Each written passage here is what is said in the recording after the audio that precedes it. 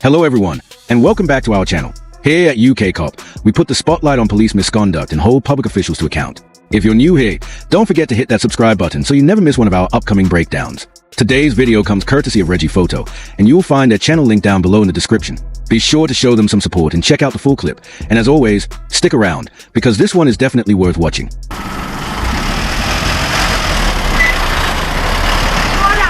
Yeah, how are you? Good, thanks. Are you working on the site? No. What is it you're up to at the moment? It's on a need-to-know basis. I need to know. Sorry? I need to know. It's just a bit private, that's all. It's what? Private. It's private? Yeah. With who? Oh, just with me. What are you drawing? It's just on a need-to-know basis, really. Right, okay. Do you live around here? I just can't say. Why can't you say? I just like to remain private if I can. It's fully transparent, like, there's nothing... I can see that. I'm just trying to establish what it is you're drawing at the moment. That's right, it's just... Yeah, no, I definitely won't be coming in. Is there anything I can help you with? I don't... The video opens with an encounter that feels tense yet oddly unclear. Officers approach with simple questions, but the man quickly pushes back, insisting on his right to privacy. He repeats that he doesn't have to give details, calling himself transparent, while refusing to explain his actions. This leaves both the officers and the audience uncertain about his intentions. He emphasizes that he's not entering the premises and wants to keep things private. When the officers offer help, he responds bluntly, saying he doesn't even know who they are. His tone isn't openly hostile, but clearly defensive, as though he's determined to keep control of the situation. Above all, his focus is on withholding information rather than giving any away. Okay. Okay. That's why I'm asking. Oh, right, sorry, I didn't know you... I apologise, I'm not in my uniform. Oh, okay. Yeah, no, I'm okay, honestly. So are you still not wanting to tell me what you're drawing? No, if you don't mind. I just like to remain private, that's all. What's your name? Do I have to give... PC Fox. PC Fox. What's your name? I would like not to give if that's okay. Why would you not like to give it? I'd like to keep it. Keep it? I just want to share it. Not if possible, really. I think you might be holding the street up. That's okay, it's alright, I'm talking to you. Are you sure? Yeah. Oh, it's okay. Just I'm curious as to what you're doing. I'm just writing, you know. I don't know, that's what I'm asking. What is it you're writing? Just private stuff, really. But it's fully transparent, like, you know. Are you drawing the police station? No. No. You can do, though, if you wanted to. You could do, yeah? Yeah. I'm just asking you if that's what you're doing. No. Okay. Do you work for anyone? The interaction carries on with the man firmly repeating his wish to stay private. When asked for identification or more details, he sidesteps, simply saying he'd rather not share. He makes it clear he isn't blocking anyone, explaining that he's just jotting notes while standing on the street. The officers appear puzzled, questioning whether he's certain about what he's doing. His response is the same, it's private, though he oddly describes it as transparent at the same time. That contradiction turns the scene into something both exasperating and unintentionally humorous, underlining just how hard it is to make sense of his reasoning. I do. Just make a conversation with you. These would wish to come in.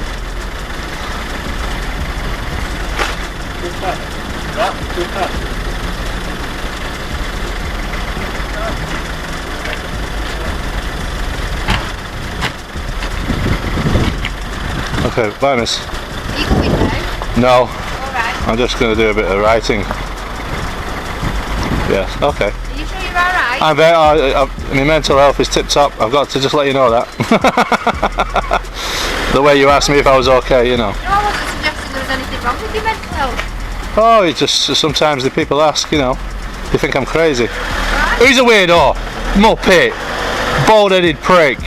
Who's he? Is he a copper? That's not me. Is he a copper? Calling me a weirdo? I didn't hear you. Is he a copper though? That's all I need to know. I don't know. He called me a weirdo. See what? At this stage, the discussion takes a more personal turn. The man brings up his mental health on his own, using it almost as an explanation for why he's acting the way he is. He claims people often label him as crazy or a weirdo, even alleging that an officer once called him that directly. He latches onto this insult, repeating it with growing anger and questioning whether the person who said it was even a real officer. What began as a debate over privacy shifts into something different, about dignity and respect. The word weirdo becomes the flashpoint, turning into the core of his frustration and fueling the tension. Disdain some police officers have for people. Do you know who you are? Pardon? Do you know him? I don't know him. I've never seen him in my life. I need to go to the front desk. I could do with that guy's badge number. You can't just drive past a member of public. He doesn't know me from Adam. He just called me a weirdo out of his window. That's not right. You've approached me very nicely. There's no hostility here. I'm just writing on a clear bit of perspex. It's transparent. He's not transparent. Calling me a weirdo. I could do with his call number. I go straight to professional standards with that.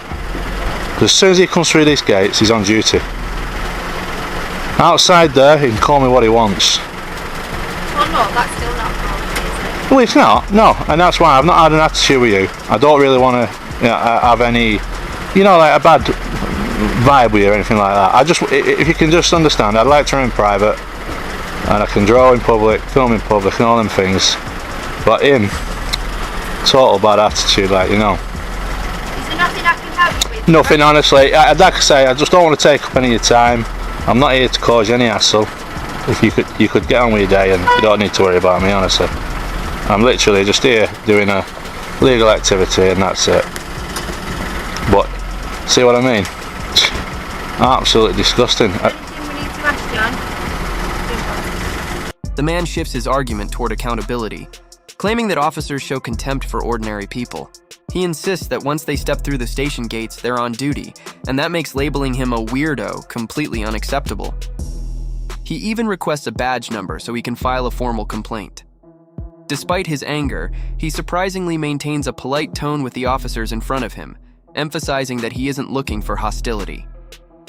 He draws a sharp contrast between respectful policing and the insult he says he received, framing it as the difference between good officers and bad ones. His tone swings between measured reasoning and flashes of paranoia, adding to the tension of the exchange. How are you? How are you? Not too bad, not too bad. I've just been called a weirdo by a Not me. fellow police constable. I've seen he had a warrant card, the guy in the Mondeo called me a weirdo. You don't know who he was? Bald head, Mondeo. Yeah, I probably won't get his collar number, will I? I don't know if there's a way of getting that. So were you out here when you working? No, I'm just writing, filming. Yes. How much money?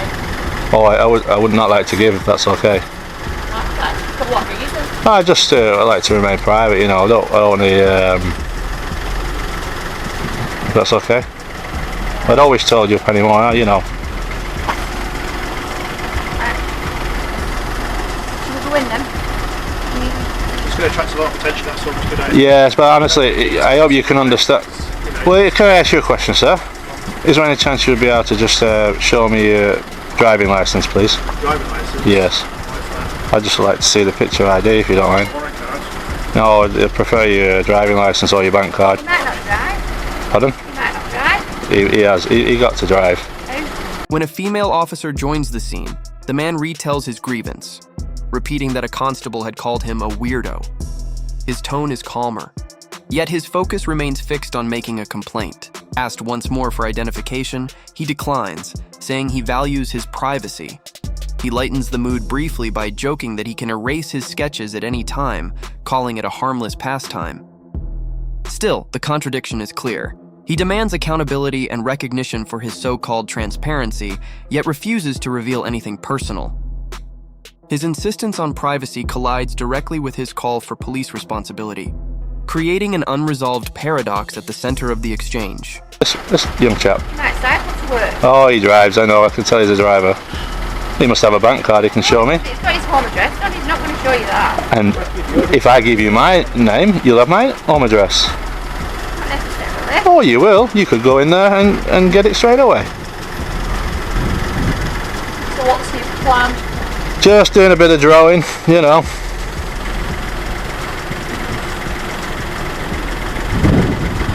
That's me at the moment. What do you think about that? You think I'll get it toned down a bit? No, you know, it's an honest activity. Drawing in public.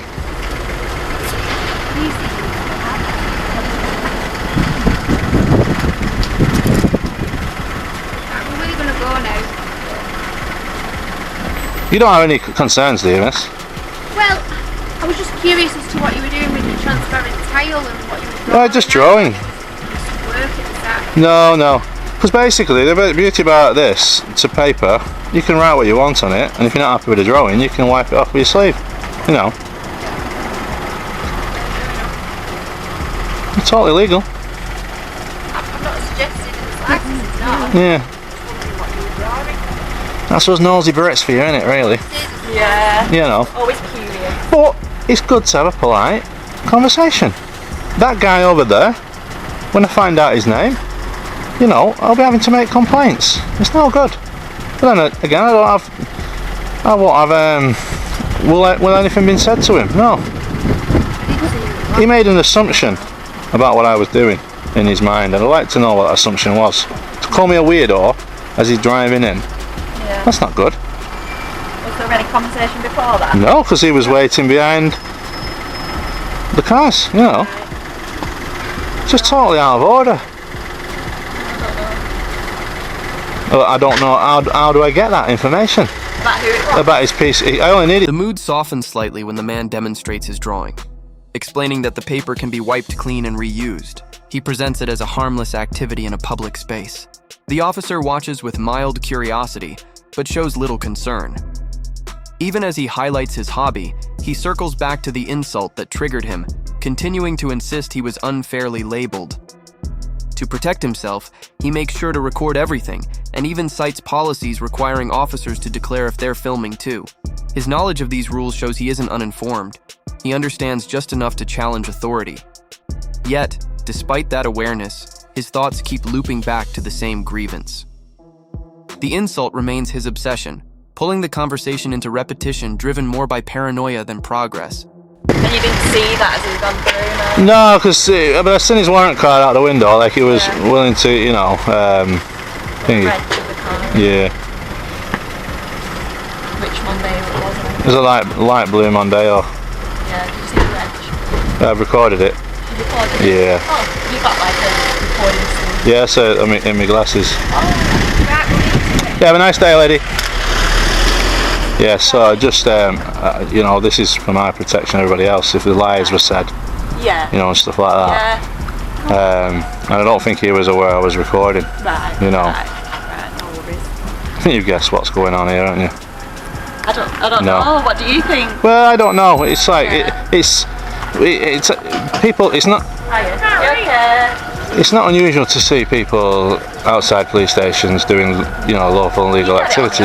You know, that's it. Yeah. And I'm not here to cause you any animosity, but I'd rather, if possible, be left alone. Yeah. You know. Yeah. So what do you write for? What do you... Well, like I said to the lady, I just rather, I just like to remain private, you know. Okay. What do you post on like YouTube? Is it one of these? I could do. Not everything I do put on YouTube, but I can do, yeah. So is that what your work is? Pardon? Is that your employment? Like I say, miss, you know, you're being nice to me. It could be part of my income, yeah. Right. You know. Right, I'm with you. Yeah. No problem. But you don't want to disclose? Well, no, it's not that I don't want to. It's just the part of the activity is practicing on my rights. That's not, you know. So do you come to this police station? I've never been here before. Yeah, you've never? No. No. I was hoping a good reaction, and the guy spelt it in the Mondeo. Ah, that was your first interaction with it? Well, no, the lady and the gentleman, you know, it was really nice. They were asking me questions. I don't need to answer. I'm not obliged, you know. You aren't at all? Yeah, but like I say, that's where a lot of members of the public have such a disdain for them type of cops, because if good cops like yourself are out there trying to make a change, you always get a bad apple who can bring the team down, like Wayne Couzens, Garrick, you know. They can make such a bad impact in policing, you know, and like I say, it's just a select minority that can be letting the crowd down. It's building trust, isn't it, with people? Yeah, but people like that, they do a good job at tearing it down, you know. You've got to focus on all the ones. Obviously, it's important that they're investigative ones, like they do, but I think it's just important. The man widens the scope of the conversation, arguing that a few bad apples can tarnish the reputation of the entire police force. He points to past scandals as proof that disrespectful conduct erodes public confidence. Yet at the same time, he compliments the officer he's speaking with, calling their interaction brilliant. This mix of criticism and praise highlights his conflicted stance, condemning the system in general while showing respect to the individual in front of him. He acknowledges that laws and rules exist for a reason, even using exaggerated examples like climbing over fences to demonstrate he understands limits. The result feels less like casual talk and more like a lecture colored by lingering resentment. All the good that a lot of officers do. Yeah. Are you recording, by the way? I am, yeah. Yes. Yeah. Do you usually let people know, or? It's dependent really on the circumstance. With you just obviously being outside, Yeah. and that sort of thing, being outside the police station, it's just to see if it's a reoccurring thing or if there's any.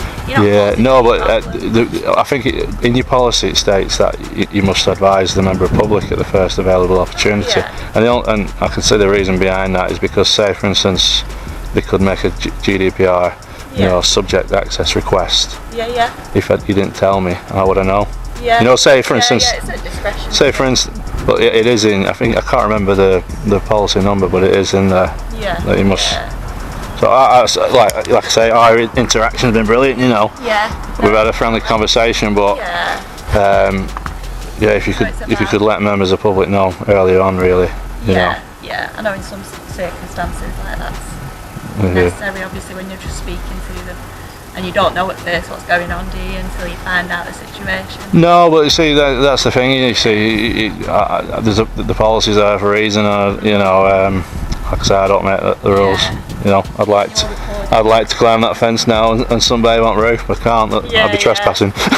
Do you know what I'm saying? Yeah. There's many things I'd like to do, but I don't want to break the law. You know. Yeah. But yeah, I'm pretty much just chilling out for a bit, and. If you don't mind just escalating that, you know, I'll leave we've had a good chat and I'm not here to, you know, cause any problems or anything like that. But yeah, so there's no way. I mean, if I got his registration number perhaps and just sent that in and I asked to try and locate him that way. Yeah, if you wanted to make that report and then complain, just his description really. I shouldn't. I bit back a bit really. Right. I called him a bold prick, like, you know. I stooped a bit low. You'd never do that. Yeah. But he angered me, you know. Right. He made an assessment from nothing. You know what I mean? Yeah. You just don't want to get yourself into any trouble, do you? No. Following that. No. It's luckily enough there are no members of public, you know, in the hearing of sight of it, like, you know, for a public order. But it's crazy. Right, okay, sir. Okay, miss. You have a lovely day. Nice to meet you. Take care. See ya. Oh, could I get your car number, please, miss? 19093. Oh, thank you very much. Have a nice day, miss. Take care. As the encounter draws to a close, the man concedes that he did insult the officer in return, calling him a bullprick, though he defends it as a reaction rather than unprovoked hostility. He maintains that his real aim is fairness, not conflict. Before leaving, he thanks the female officer for treating him respectfully, even asking for her car number, and ends the conversation on a relatively civil note. Still, he continues to cast himself as the wronged party, repeating how damaging disrespect can be to public trust in the police. The video concludes with him calmer than before, yet still unsettled, leaving the sense of an argument unresolved.